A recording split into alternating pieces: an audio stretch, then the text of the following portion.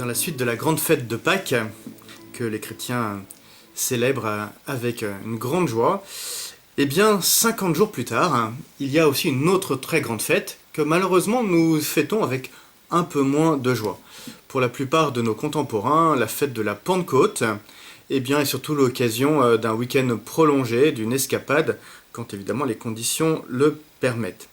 Et c'est bien dommage parce que la fête de Pentecôte est vraiment une fête très très importante dans notre calendrier liturgique. Elle célèbre un événement très important pour la vie de l'Église et pour la vie de l'humanité. Pentecôte, ça vient d'un mot grec penta qui veut dire 5, d'où 50 jours. Et nous faisons mémoire ce jour-là de la descente sur les apôtres sous l'apparence de langue de feu, de la descente de l'Esprit Saint. Et à partir de ce moment-là, la mission commence. On les voit sortir de leur peur, on les voit avec audace aller annoncer, proclamer l'évangile, la bonne nouvelle. Jésus-Christ est le Fils de Dieu, Sauveur, il est mort et ressuscité. 50 jours après Pâques, l'Esprit Saint descend. Et cette date, évidemment, n'est pas un hasard. 50 jours après la fête de Pessah, donc de la Pâque originelle pour nos frères juifs, eux aussi connaissent une grande fête, la Pentecôte, sauf que chez eux, ça s'appelle Shavuot. Shavuot, à l'origine, c'est une fête agricole. Comme il en existait beaucoup dans la plupart des peuples du monde, nos fêtes spirituelles sont d'abord des fêtes agricoles liées au cycle des saisons. Shavuot, à l'origine, c'est la fête de printemps, la fête où on offre à la divinité les prémices de la moisson. On rend grâce pour tout ce qui pousse et pour les premiers fruits qui nous sont donnés. Et puis au fil du temps, cette fête pour le peuple juif est devenue bien plus qu'une fête agricole. Elle est devenue la fête du don de la loi, la fête de l'alliance. Ce jour-là, nos frères juifs font mémoire de ce qui s'est passé au Sinaï, quand après la sortie d'Égypte, Moïse a reçu ces tables de pierre sur lesquelles étaient gravées des paroles de vie, un code d'alliance qui permettait du coup à Dieu de s'engager vis-à-vis de son peuple et à ce peuple de répondre en disant « oui Seigneur, nous voulons être ton peuple, nous voulons nous engager à suivre ta loi ». Le peuple de l'Alliance prenait donc ainsi forme. Et puis après l'exil à Babylone, cette fête a pris une nouvelle teinte, une teinte messianique, une teinte eschatologique. Eschaton en grec, ça veut dire la fin des temps. Et donc cette fête de Shavuot n'était plus simplement tournée vers le passé, vers ce qui s'était passé au Sinaï, mais elle était tournée aussi vers le futur, vers cette fin des temps, vers l'attente du Messie. Ce Messie qui viendrait et qui, de la part de Dieu, graverait une loi nouvelle, comme le dit le prophète Ézéchiel, non plus sur des tables de pierre, mais dans le cœur des personnes. On attendait donc cette loi définitive. Le prophète Joël aussi, au chapitre 3, annonce cette loi nouvelle qui va constituer un peuple nouveau. Donc pas un hasard si le Seigneur a choisi cette date de Shavuot pour donner sa nouvelle loi. Non plus une loi faite de lettres, mais la loi de l'Esprit Saint. Cet esprit qui nous est donné pour notre liberté, cet esprit qui nous est donné pour que nous puissions être nous aussi un peuple de l'alliance nouvelle autour de Jésus mort et ressuscité. Cette fête de Shavuot, elle attirait à Jérusalem de nombreux pèlerins venus des différents coins du bassin méditerranéen. Et donc c'était un beau moment pour pouvoir faire descendre l'Esprit Saint sur les apôtres afin qu'ils puissent déjà annoncer que le peuple nouveau n'était plus limité au peuple juif, mais qu'il était destiné à toutes les nations. Par le don de l'Esprit Saint, qui est la loi nouvelle de ce peuple nouveau, Dieu faisait une alliance avec l'humanité tout entière.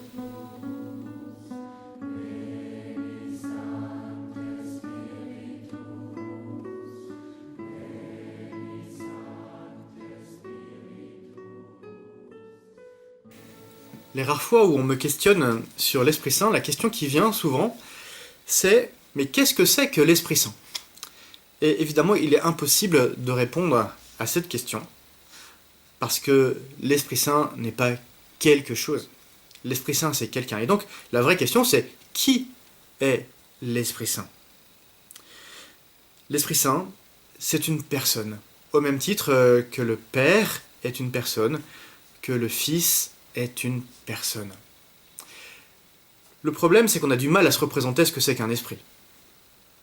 Autant le Fils de Dieu, on n'a pas trop de problèmes pour se le représenter, parce qu'on sait tous à peu près ce que c'est qu'un fils, et puis ce Fils de Dieu, il est devenu un homme, donc on sait tous à peu près ce que c'est qu'un homme, donc le Fils de Dieu, le Verbe de Dieu fait chair, on n'a pas trop de difficulté à le penser, même si voilà, le Verbe, la parole, ça c'est plus compliqué. Imaginez que la deuxième personne de la Trinité est une parole, ça c'est peut-être un peu plus compliqué, mais voilà, penser Jésus comme un fils et comme un homme, c'est un peu moins complexe. Donc on n'a pas trop de mal à se représenter Jésus, on a beaucoup moins de mal à s'adresser à Jésus. On a des représentations au fond de nous. Pour le Père, il en va de même. On connaît tous des pères autour de nous, on en a eu, on en a peut-être soi-même, puis si on n'en a pas eu, ou on ne l'a pas connu, ben on en connaît autour de nous. Donc on n'a pas trop de difficulté à se représenter ce que c'est qu'un père. Même si bien sûr, il faut toujours se méfier de nos anthropomorphismes, c'est-à-dire de nos projections humaines sur Dieu. C'est pour ça que représenter Dieu avec une grosse barbe, comme un grand-père, c'est absolument stupide. Mais enfin bon, si on veut représenter Dieu, ce qui n'est pas toujours très très juste, on se souvient que dans le judaïsme, c'est interdit de représenter Dieu, il faut bien le représenter. Donc, mentalement, en tout cas, on n'a pas trop de difficulté à se représenter Dieu comme un père. Un Esprit Saint, en revanche, c'est plus compliqué. Un esprit, on n'en croise pas tous les jours dans les rayons des supermarchés, c'est évident. Et quand on pense esprit, si on interroge les gens autour de nous, qu'est-ce que c'est qu'un esprit? Ils vont penser au dernier film d'horreur qu'ils ont vu, et évidemment, on est à côté de la plaque. L'Esprit Saint, pourtant, c'est bien quelqu'un. L'Esprit, c'est bien une personne. Ce n'est pas un objet, c'est quelqu'un.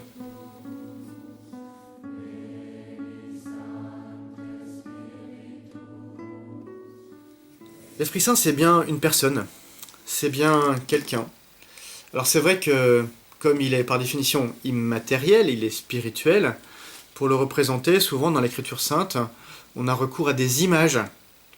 Il est représenté souvent par le vent, par un souffle à la fois violent, parfois un souffle contraire, comparable à une brise légère. Il est comparé à des langues de feu, à des flammes. Il est comparé à de l'eau, une eau abondante, une eau vivifiante. Il est représenté souvent comme une colombe. Il est représenté aussi comme celui qui est le doigt de Dieu. Parfois aussi on le décrit comme le sceau, celui qui imprime une marque. Il est aussi décrit comme l'onction, en référence évidemment à l'onction d'huile que prêtres, prophètes et rois recevaient dans l'Ancienne Alliance. Il est celui qui marque, voilà, et l'huile, elle imprime un caractère. Donc des images, et pourtant derrière ces images, qui ne sont que des images, eh bien l'Esprit Saint est tout autre. Il n'est pas une colombe, il n'est pas du vent, il n'est pas de l'eau et de l'huile. Il est une personne. Le problème, c'est que souvent quand on dit personne, notre réflexe est de penser à un être humain. Or, l'Esprit Saint, contrairement à Jésus, qui est le Verbe incarné, le Verbe fait chair, l'Esprit Saint n'a pas pris chair. Il ne s'est pas incarné. Donc il ne faut pas comprendre l'Esprit comme une personne humaine, et pourtant il est bien une personne. En fait, ce mot de personne, il est un terme que nos pères dans la foi, les pères de l'Église, avaient choisi lors des grands conciles, de ces grandes assemblées d'évêques qui voulaient définir la foi, qui cherchaient à mettre des mots pour rendre compte de la foi dans le monde païen. Eh bien, ils ont choisi ce mot de personne pour dire que ce n'est pas une chose. C'est pas une force cosmique à la façon de Star Wars, que la force soit avec toi. Non, c'est pas ça, l'esprit. L'esprit, c'est vraiment quelqu'un.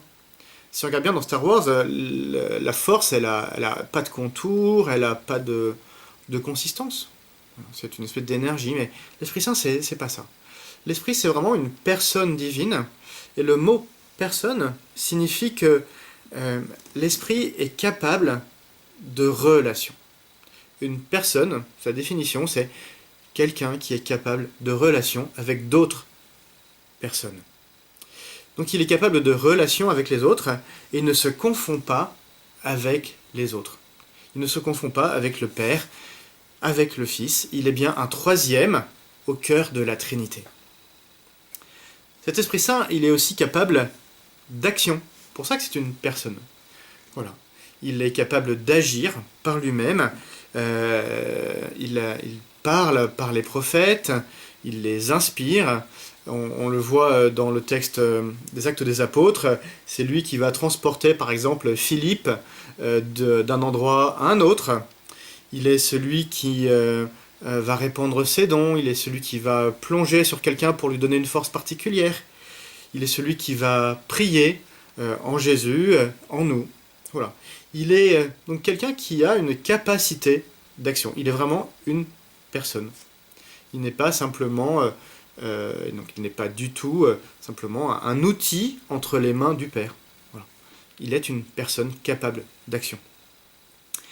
Et pourtant, il n'est pas indépendant. Il est capable d'action, il est une personne, mais il est toujours lié aux autres personnes divines. Les trois personnes divines sont liées les unes aux autres. Il est l'Esprit Saint, il est l'Esprit du Père et du Fils. Et ça, c'est toujours très très important. Je suis souvent marqué par les préparations à la confirmation, où on va au chapitre 1 parler de l'Esprit Saint, au chapitre 2 parler de l'Esprit Saint, au chapitre 3 parler de l'Esprit Saint, au chapitre 4 parler de l'Esprit Saint, sauf qu'à aucun moment on ne resitue l'Esprit Saint au cœur de la Trinité. Or c'est stupide. L'Esprit Saint, c'est pas une divinité indépendante. On n'est pas, nous, dans un panthéon de divinités, où on aurait une divinité par-ci, une divinité par-là, puis une troisième divinité. Non. L'Esprit Saint, il est vraiment l'Esprit du Père et du Fils. Et donc, il n'est pas de bonne théologie de l'Esprit Saint. On appelle ça la pneumatologie. Pneuma, en grec, on trouve ça dans les pneumatiques. Le pneuma, c'est le souffle. Et bien qu'il n'est pas de bonne pneumatologie qui ne soit une théologie trinitaire. Voilà. Penser l'Esprit Saint en dehors de la Trinité, eh bien c'est une grave erreur, c'est un non-sens, et ça nous empêche en tout cas d'en vivre et de comprendre sa mission, son rôle.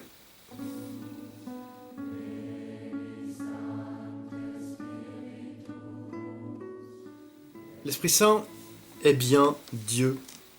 Il n'est pas un Dieu, mais il est bien Dieu. Comme le dit le credo de Nicée-Constantinople, il reçoit même adoration et même gloire que les deux autres, que le Père et le Fils. Il est de même substance divine que les deux autres. Il n'est pas une divinité à côté des deux autres, il est bien Dieu. Et tous les trois sont un seul Dieu. Sur ce baptistère que vous voyez maintenant, on a une tentative de représentation de ce qu'est la Sainte Trinité. Et c'est intéressant d'avoir ça sur un baptistère, puisque au baptême, nous sommes plongés dans la mort et la résurrection de Jésus, mais pour être unis à la Sainte Trinité. Nous sommes baptisés au nom du Père et du Fils et du Saint-Esprit. C'est-à-dire que nous passons sous le nom du Père, du Fils et du Saint-Esprit, c'est-à-dire que nous entrons dans sa famille, dans la famille de ce Dieu-là, qui est un Dieu, Père, Fils et Saint-Esprit. Donc c'est intéressant au baptême de pouvoir essayer de comprendre ce qui se passe. Donc sur ce couvercle de baptistère, eh bien on essaie de rendre compte avec des concepts, avec un petit schéma, de ce mystère infini, de ce mystère qui nous dépasse, qu'est la Sainte Trinité. Au centre de la représentation, il est marqué Deus, donc Dieu. Alors, Dieu non pas comme une personne, mais Dieu comme une substance. Là, il s'agit de représenter la nature de Dieu, c'est-à-dire le fait qu'il est unique par définition. Dieu est l'unique. Il n'est comparable à rien d'autre. Il n'y a de Dieu que Dieu. Dieu, il est infini, il est tout-puissant, il est éternel. Voilà, ça c'est ce qu'on appelle donc la substance de Dieu, ce qui le caractérise. Et puis autour, il y a les personnes, sur cette sorte de triangle autour du centre. Et donc il y a le Père, le Fils et l'Esprit Saint. Le schéma nous montre ensuite que le Père est Dieu, que le Fils est Dieu et que l'Esprit est Dieu. Et pourtant, le schéma nous montre que cela ne fait pas trois dieux, mais bien un seul. Un seul, Dieu, et pourtant, le schéma en atteste, le Père n'est pas le Fils n'est pas l'Esprit n'est pas le Père. Ils ne se réduisent pas l'un à l'autre. Ils sont un, ils sont parfaitement unis, mais dans la diversité. Ils sont divers, et pourtant, ils partagent tout. C'est ce qu'on appelle l'immanence mutuelle. C'est-à-dire qu'ils sont l'un dans l'autre. C'est ce que Jésus nous dit dans l'Évangile. « Je suis dans le Père et le Père est en moi ». Quand il dit à Philippe, Jésus, « Qui me voit, voit le Père ». Et pourtant, Jésus dira, le Père est plus grand que moi. C'est-à-dire qu'il y a vraiment ce lien parfait. On pourrait dire, ça serait une mauvaise chose en théologie, si je disais ça dans un devoir de théologie, j'aurais 0. Ils sont comme imbriqués l'un dans l'autre, et pourtant ils ne se confondent pas. Voilà. C'est-à-dire que le Père est dans le Fils est dans le Père, et pourtant ils sont parfaitement distingués. Pas séparés, puisqu'ils sont unis, mais distingués. Ils ne se confondent pas. Et donc ce qui est vrai du Père et du Fils est évidemment vrai aussi de l'Esprit Saint. L'Esprit Saint est une personne divine qui ne se confond pas avec le Père et le Fils. Ce mystère de la Sainte Trinité, évidemment, c'est un grand mystère. C'est même le grand mystère qui nous attend dans l'éternité. Nous n'aurons jamais assez de l'éternité pour comprendre qui est Dieu et pour faire une expérience de ce qu'il est. Ça peut paraître difficile à comprendre et en même temps c'est assez logique en fait. Si on regarde un peu la révélation biblique, on comprend qu'il ne peut pas en être autrement. La foi juive atteste que Dieu est l'unique. Shema Israël, Adonai Eloheinu, Adonai Echad. Dieu est l'unique. Tu n'en confesseras pas d'autre. Mais Jésus nous a dit que ce Dieu était amour. C'est-à-dire que sa substance même à ce Dieu unique, c'est d'être amour. Évidemment, nous pouvons tous convenir que l'amour ne peut pas être solitaire. L'amour, c'est forcément une relation. C'est forcément un don de soi à quelqu'un d'autre. Et au cœur même de cet amour, un amour vrai, nous le savons bien, est un amour qui n'est pas un repli de deux êtres l'un sur l'autre, mais c'est toujours aussi le lieu d'un surgissement. Il y a toujours comme l'appel d'un troisième au cœur d'une relation entre deux personnes qui s'aiment. Eh bien, Dieu, l'unique, parce qu'il est amour, il est en lui-même une relation. Une relation qui intègre un don et une fécondité de ce don. Eh bien, nous pouvons comprendre l'Esprit Saint comme étant au cœur de la Trinité celui qui est le don du Père pour le Fils et du Fils pour le Père, et comme celui qui est la fécondité de ce don.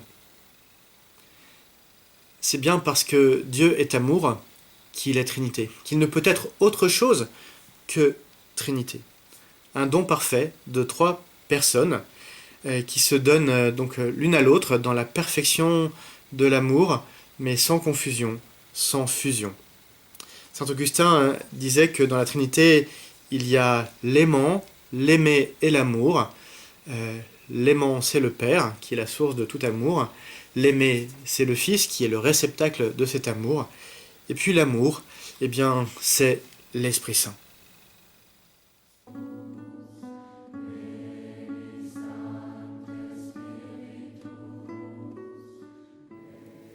Dieu est Père, mais il n'a qu'un seul Fils dans l'éternité. Bien sûr, par le baptême, nous sommes tous devenus des fils et des filles de Dieu, bien-aimés. Mais au cœur de la Trinité, au cœur de la nature divine, Dieu le Père n'a qu'un seul Fils, celui qu'on appelle le Verbe, la Parole, celui dont Jean nous dit qu'il était auprès du Père de toute éternité. Voilà. Celui que nous connaissons comme Jésus depuis l'incarnation, voilà. Lui est le Fils unique du Père.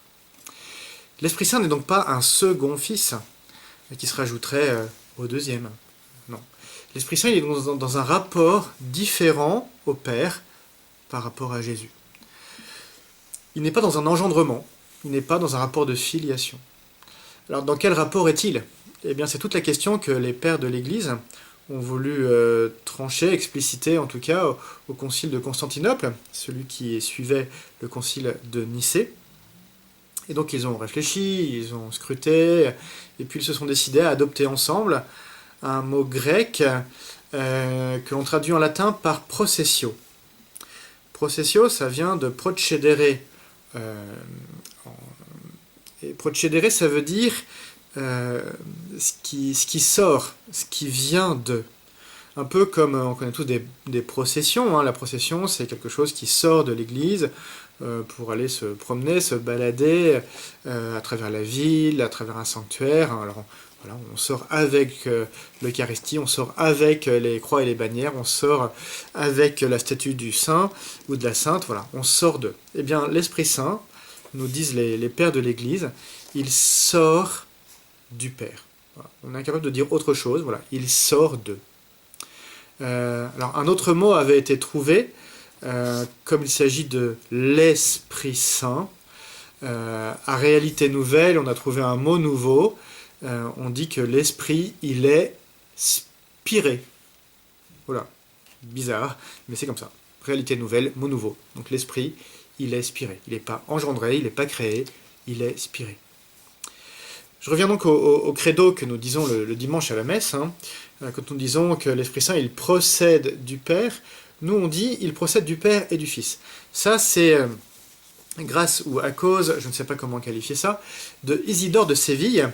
Isidore de Séville, comme son nom l'indique, il était à Séville, la ville d'Hispalis, donc en pays visigothique. Et les Visigoths étaient, comme beaucoup de peuples en Europe, étaient très marqués par une hérésie qu'on appelle l'arianisme.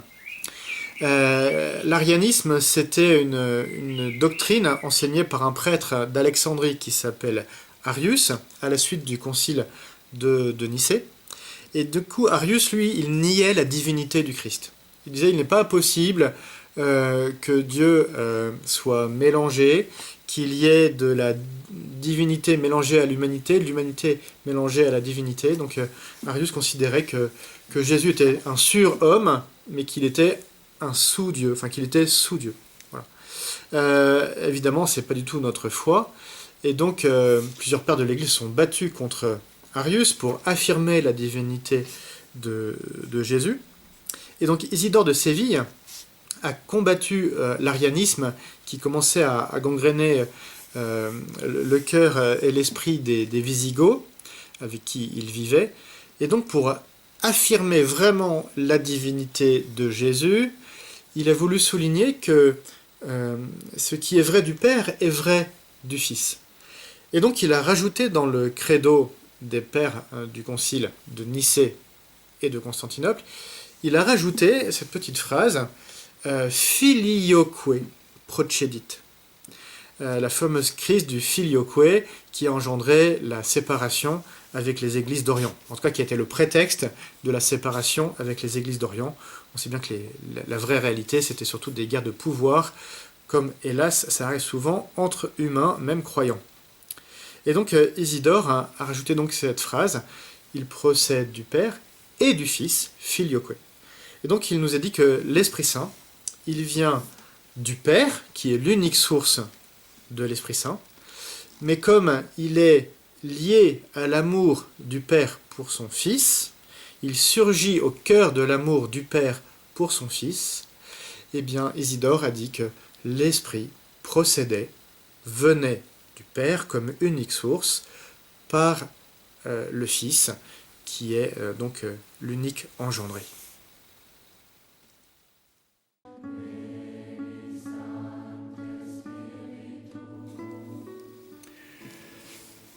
Le rôle de l'Esprit Saint, il est double, si j'ose dire. Avec un peu un esprit de vulgarisation, on pourrait dire qu'il a un rôle au cœur même de la Trinité, et il a un rôle au cœur de la création. Dans la Trinité, j'en ai parlé tout à l'heure, il est l'amour du Père pour le Fils et l'amour du Fils pour le Père. Il est celui en qui eh bien, les deux premières personnes s'aiment. Il est donc comme le don dans par lequel les deux premiers s'aiment. Voilà. À la confirmation, on affirme bien que l'Esprit Saint, il est le don de Dieu, soit marqué de l'Esprit Saint, le don de Dieu. Il est vraiment l'amour, il est vraiment le don. Voilà. Au cœur du don du Père et du Fils pour le Père, il y a l'Esprit Saint. Et puis, non seulement il est le don par lequel cet amour prend forme entre le Père et le Fils, mais il est aussi la fécondité qui est au cœur de ce don, au cœur de cet amour. L'Esprit Saint, il est le surgissement de vie qui vient de cet amour du Père pour le Fils. Donc il est celui qui permet l'unité du Père et du Fils, en qui l'unité se fait, dans le don mutuel, et il est aussi la fécondité de cet amour. Voilà. On n'aime pas en se repliant sur soi-même, on aime toujours en ayant souci que de notre amour surgisse de la vie. Eh bien, l'Esprit Saint, donc il est ce jaillissement de vie au cœur des deux autres.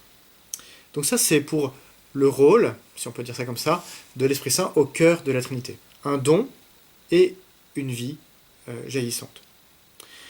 Pour nous, au cœur de la création, l'Esprit Saint, il a un rôle qui est à la fois similaire et différent. L'Esprit Saint, donc il est lié à la vie, et donc il est co-créateur. Saint Irénée de Lyon, qui était un grand personnage, un grand père de l'Église, donc au IIe siècle, disait que l'Esprit Saint, il était comme la main de Dieu à côté du Fils. Il disait que le Père créait avec ses deux mains son Fils et l'Esprit Saint. Voilà. L'Esprit Saint, il est représenté dans l'Écriture sainte, en tout cas c'est comme ça que les chrétiens l'ont relu, comme cet esprit, ce souffle, ce ruha, qui plane au-dessus des eaux lors de la création.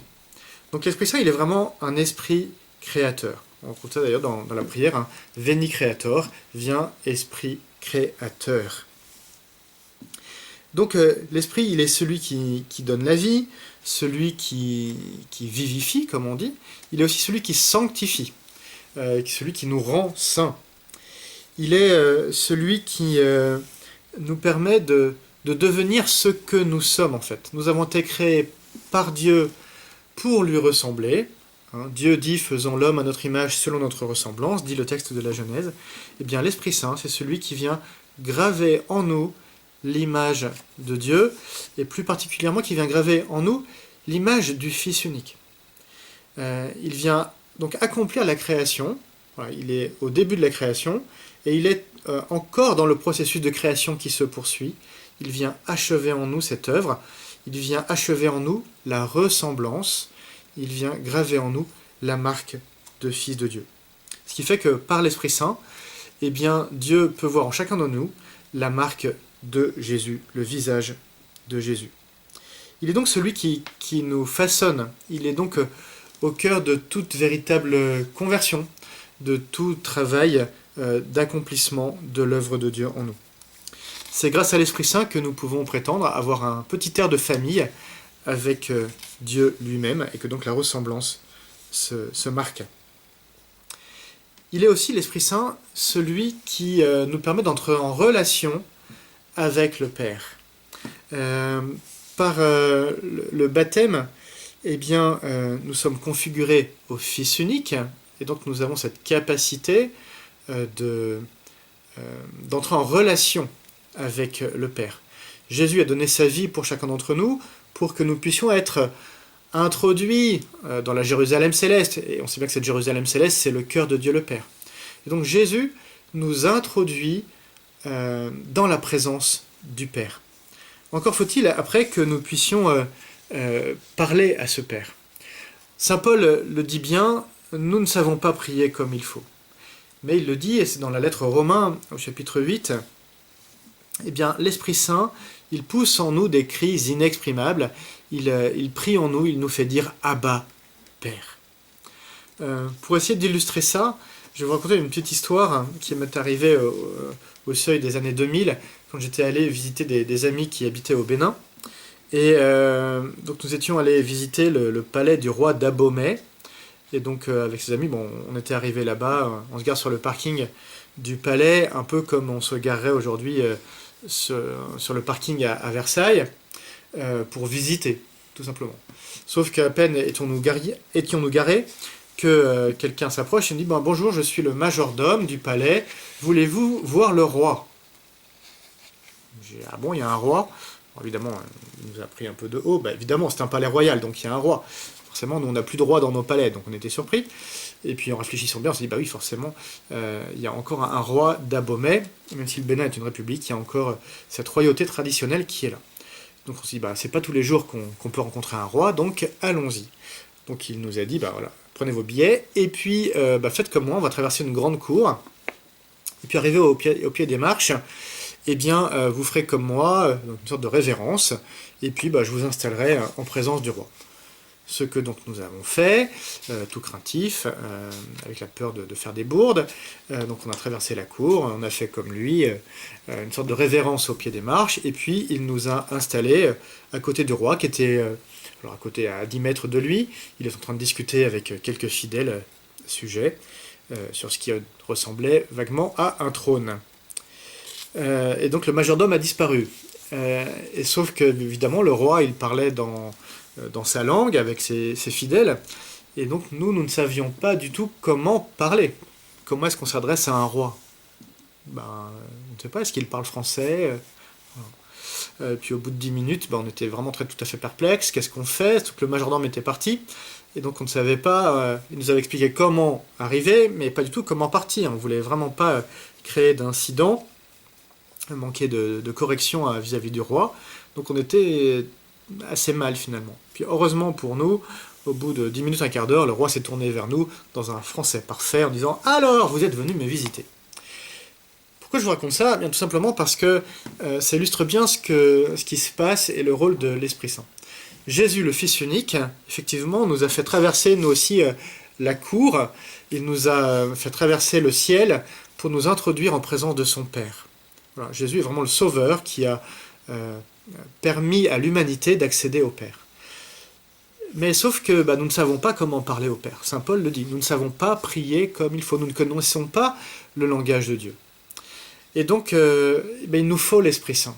L'Esprit Saint, c'est celui qui va nous permettre de parler le langage de Dieu et de comprendre le langage de Dieu.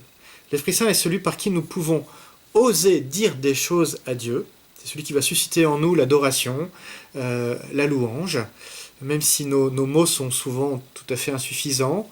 Les mouvements charismatiques depuis les années 60-70 ont remis ça en vigueur, ce qu'on appelle le don des langues, qui permet dans un jaillissement de prière de faire sortir des mots tout à fait étonnants, mais voilà, une abondance de mots pour parler à Dieu, au-delà de nos mots humains qui sont forcément limités.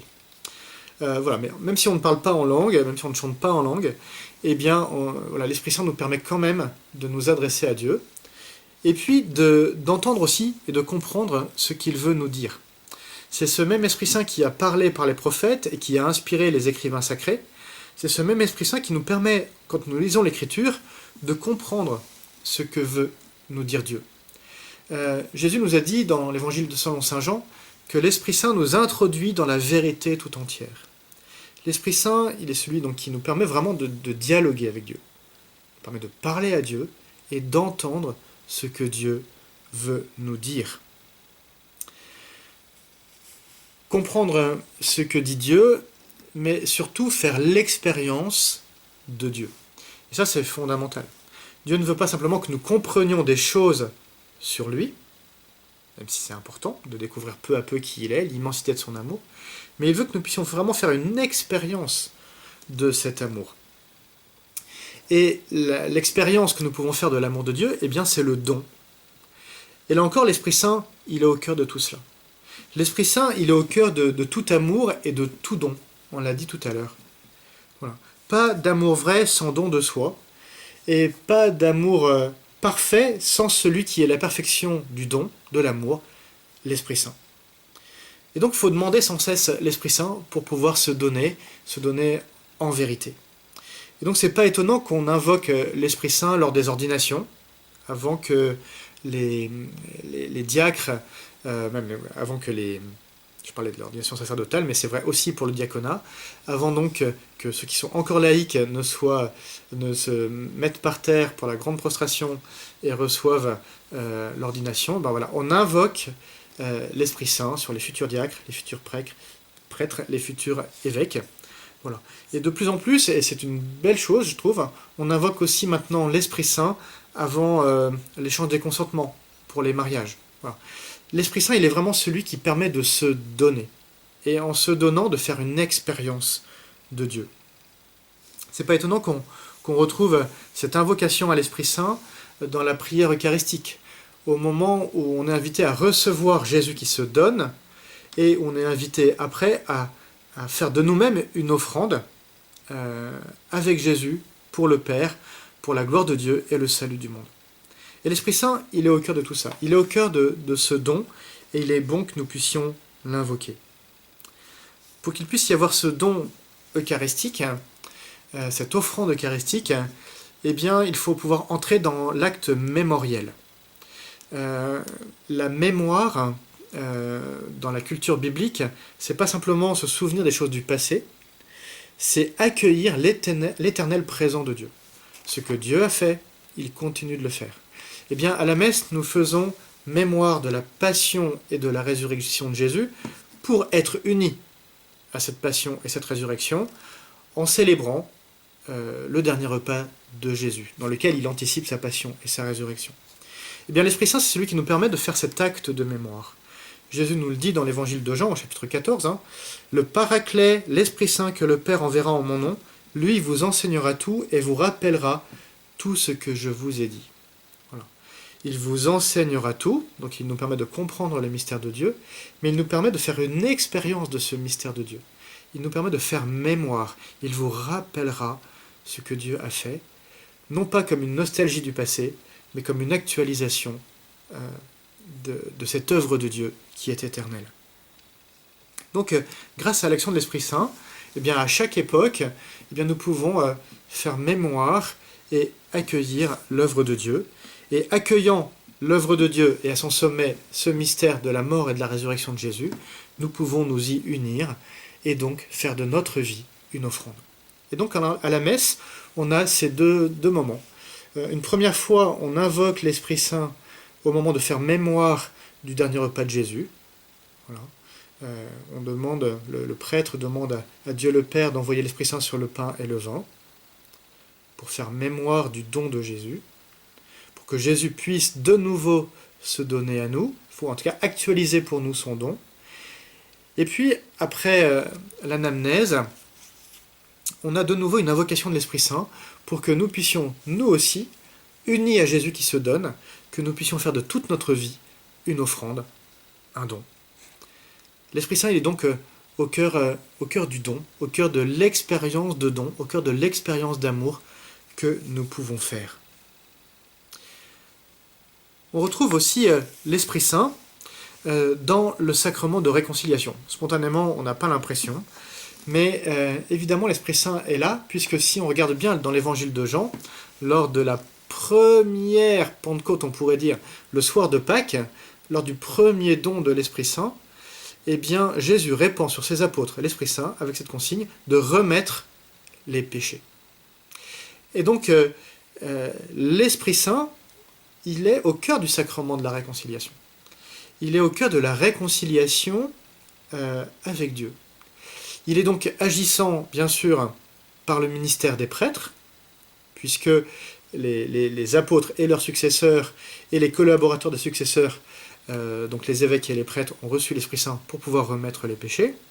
Donc l'Esprit Saint, il agit dans le sacrement de la réconciliation, mais il agit évidemment aussi dans le cœur des fidèles qui se reconnaissent pécheurs. Et là encore, c'est très important, cela. Tout à l'heure, je citais Saint Jean qui disait que l'Esprit Saint est le Paraclet. Le Paraclet, ça veut dire l'avocat. Eh bien, l'avocat, c'est pas le procureur. Le procureur, c'est celui qui accuse et qui va dire, voilà, il faut le condamner, il faut l'enfermer, il faut lui donner une peine. L'avocat, c'est au contraire celui qui prend la défense.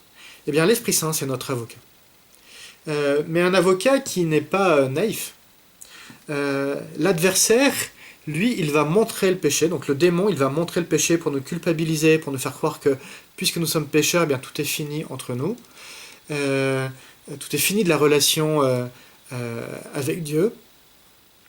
L'Esprit Saint, lui, il montre le péché, mais pas pour nous enfermer dans la culpabilité. Il vient nous montrer le péché pour que nous puissions faire la vérité au fond de nous. L'Esprit est vraiment l'Esprit de vérité. Sous le regard de Dieu, nous pouvons faire ce travail de vérité, mais un travail de vérité qui nous conduit à la liberté. Là où le démon veut nous emprisonner, nous enfermer dans les ténèbres du péché, l'Esprit Saint, il intervient pour nous conduire à la liberté tout entière. Pour cela que quand Jésus rencontre Nicodème, eh bien, il compare celui qui est animé par l'Esprit Saint à quelqu'un qui est libre. Voilà. L'Esprit Saint nous rend libres dans la vérité. La vérité de notre péché et la vérité surtout de notre vocation de fils et de filles de Dieu, appelés à être des merveilles. Au cœur de l'Église, l'Esprit Saint, il est aussi celui donc, qui a inspiré les prophètes, les écrivains sacrés dans la Bible. Et il continue d'agir encore aujourd'hui à travers ce qu'on appelle le magistère, c'est-à-dire ce ministère des évêques, et le premier d'entre eux qui est l'évêque de Rome, le pape, pour bâtir ce qu'on appelle la tradition, c'est cette manière de transmettre le trésor de la foi. Et l'Esprit Saint nous aide à chaque époque à actualiser le trésor de la foi, à l'enrichir pour le transmettre, et qu'à travers cette transmission du trésor de la foi, eh bien, la vie grandisse au cœur de l'humanité. L'Esprit Saint, c'est donc celui qui va nous permettre de sentir comment comprendre comment Dieu aujourd'hui nous parle, et c'est celui qui nous fait sentir comment parler de Dieu à nos contemporains. L'Esprit Saint, donc, il est celui qui va répartir les dons dans l'Église pour que l'Église puisse vivre sa mission.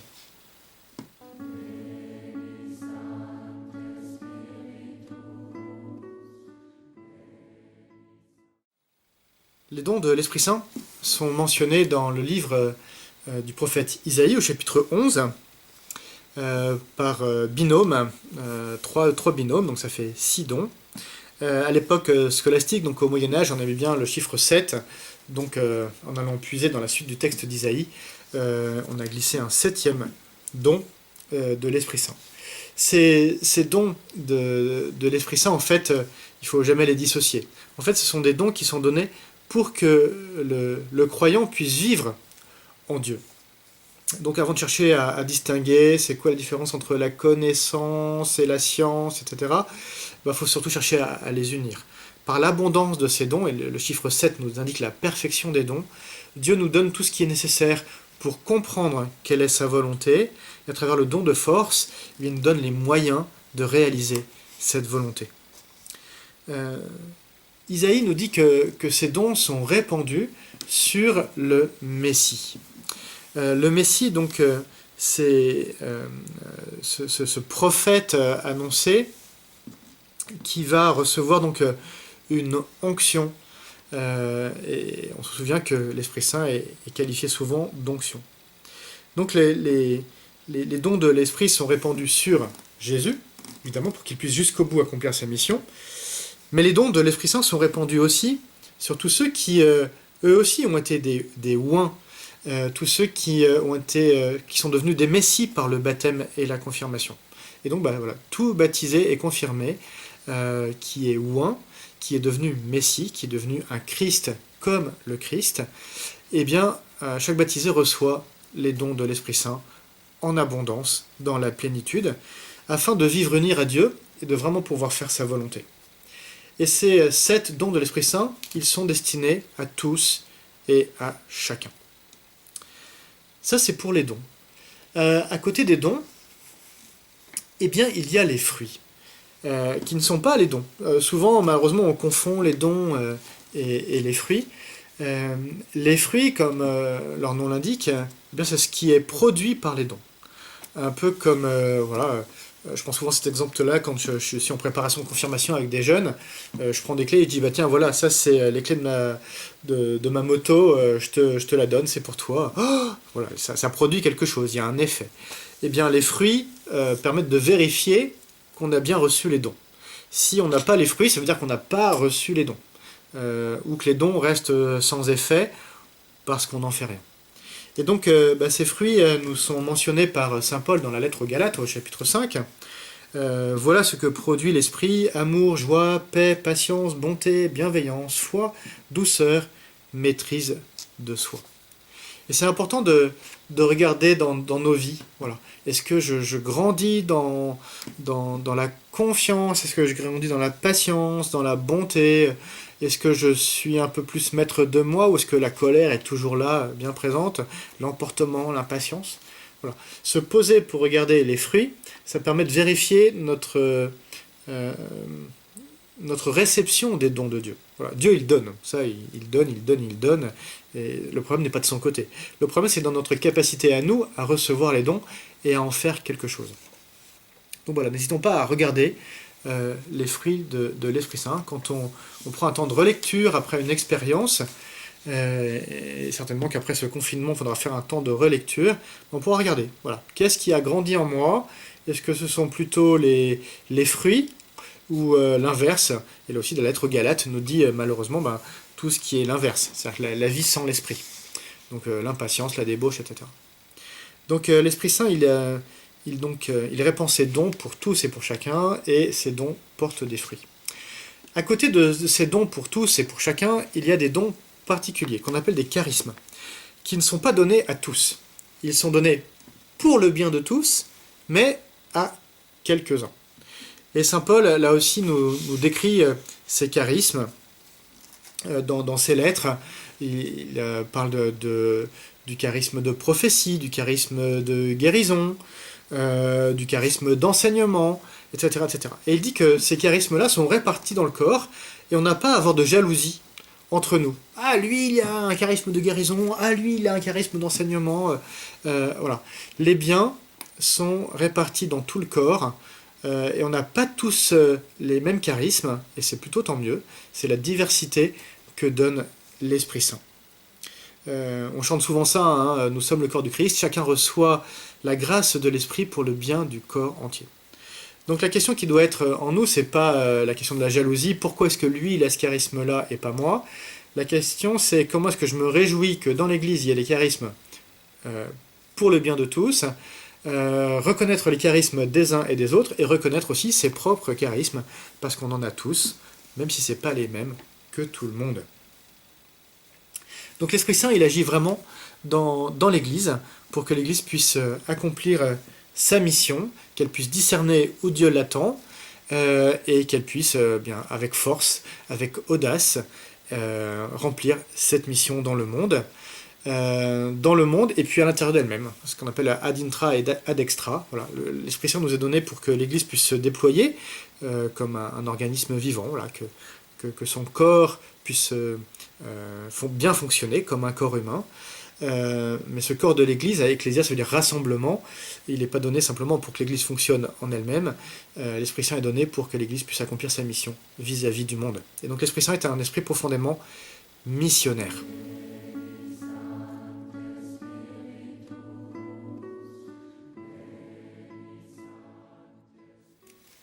Quand reçoit-on l'Esprit Saint? Eh bien, je dirais à tout moment, si on ouvre son cœur, si on lui demande de venir. C'est vrai qu'on le reçoit évidemment, l'Esprit Saint, de manière particulière lors des sacrements, puisque les sacrements sont les moyens assurés par lesquels l'Église dispense les dons de Dieu. Et donc l'Esprit Saint n'est pas donné juste et simplement à la confirmation. C'est vrai qu'il y a une attention tout à fait particulière à l'Esprit Saint lors de la confirmation, mais il n'est pas donné que à ce moment-là. On reçoit bien sûr l'Esprit Saint pour la première fois lors du baptême. Dieu ne se donne pas en pièces détachées, il se donne tout entier, Père, Fils et Saint-Esprit. Il n'y a pas le sacrement où on reçoit le Père, le sacrement où on recevrait le Fils, et le sacrement où on recevrait l'Esprit Saint. Non, nous recevons la grâce de vivre en présence de toute la Sainte Trinité à chaque sacrement. Donc à chaque sacrement, l'Esprit Saint nous est donné pour que nous puissions accueillir des grâces spécifiques en fonction de ce que le sacrement signifie. Tout à l'heure, on a parlé du baptême, de l'Eucharistie, de la confirmation, de l'ordination, du mariage. Il est présent donc quand on se confesse, mais aussi dans l'autre sacrement de guérison qu'est le sacrement des malades. Il est profondément celui qui va être de bons conseils pour celui qui est malade, pour savoir comment retrouver un chemin de confiance, pour savoir quelle décision prendre face à telle ou telle pathologie. Il est celui qui va donner de la force pour avancer avec l'aide de Dieu dans la maladie, dans l'épreuve, dans la vieillesse. Donc voilà, l'Esprit Saint il est vraiment donné à chaque fois qu'il y a un sacrement qui est célébré. Dès qu'une grâce est donnée par l'Église et pour le monde, eh bien l'Esprit Saint il est là, présent et agissant. Mais évidemment, Dieu n'est pas captif des sacrements, il s'est engagé à chaque fois qu'il y a un sacrement à être là, mais voilà, Dieu est profondément libre, et donc il se donne quand il veut, à qui il veut, où il veut. Et donc l'Esprit Saint, il est là évidemment présent quand on prie, il est là pour prier en nous, il est présent dans nos louanges, dans nos adorations, il est présent aussi dans toutes nos intercessions, c'est lui qui inspire nos prières, c'est lui qui inspire nos demandes. Et d'ailleurs, quand nous faisons des demandes à Dieu, nous le savons bien, hein, dans l'Évangile, cela est clairement dit, hein, demandez, vous obtiendrez, frappez, on vous ouvrira. Dieu ne refusera pas l'Esprit Saint à ceux qui le demandent. Et Dieu, comme un bon père, nous donne des bonnes choses, il donne des bonnes choses à ses enfants, et l'Évangile nous dit bien que la meilleure chose que Dieu peut nous donner, c'est l'Esprit Saint. Donc à chaque fois que nous demandons quelque chose à Dieu, l'Esprit Saint, il est là, à la fois comme un don que Dieu nous fait en réponse à notre demande, mais il est aussi là comme celui qui inspire nos demandes pour en faire vraiment des demandes qui soient conformes à ce que Dieu veut, des demandes qui soient vraiment empreintes d'une vraie charité, de la compassion même de Dieu. L'Esprit Saint nous est donné aussi à chaque fois que nous accomplissons la mission de l'Église, que ce soit dans les œuvres d'enseignement. Voilà, un catéchiste, il reçoit l'Esprit Saint à chaque fois qu'il ouvre son cahier avec les jeunes dont il a la charge. Voilà, il est là donné pour l'assister dans cette capacité à transmettre. Il est là au cœur des missionnaires, ceux qui sortent des frontières de l'Église pour aller porter la bonne nouvelle aux autres. L'Esprit Saint, il est là pour aider ceux qui accompagnent les familles en deuil à trouver un chemin d'espérance. L'Esprit Saint, il est au cœur de la mission de l'Église. Et puis, évidemment, l'Esprit Saint, il est au cœur de cette autre mission de l'Église, qui est la charité. À chaque fois que nous entrons dans cette compassion concrète, eh bien, l'Esprit Saint, il est là. Il est celui qui nous permet de discerner autour de nous qui a besoin de nous, qui a besoin de notre miséricorde, au sens très large des choses. Et puis, il est celui qui nous donne la force d'aller vers les pauvres, d'aller vers tous ceux pour qui spontanément nous n'avons pas forcément d'attirance. Évidemment que l'Esprit Saint il est là dans le cœur de Saint Martin quand il coupe son manteau, dans le cœur de François quand il embrasse le lépreux.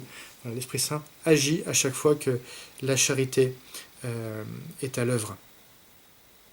Et puis l'Esprit Saint, il est donné de temps en temps aussi par des grâces toutes particulières dans ce qu'on appelle des effusions de l'Esprit Saint. Voilà, l'Esprit Saint, de temps en temps, voilà, bondit, tombe sur telle ou telle personne pour des missions particulières.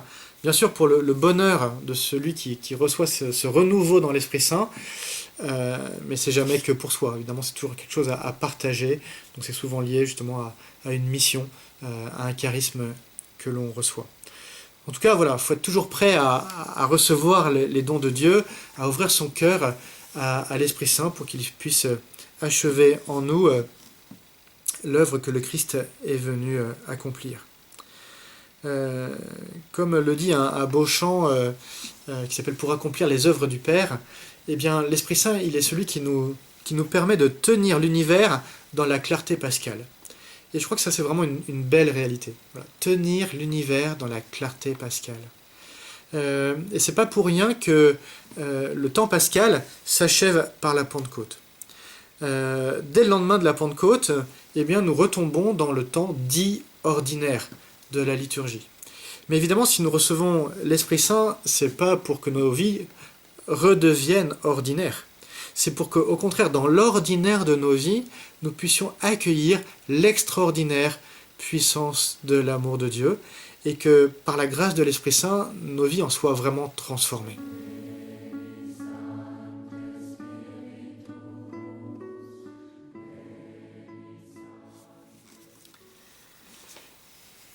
L'Esprit Saint est une personne divine, comme le dit le Credo, il reçoit même adoration et même gloire que les autres.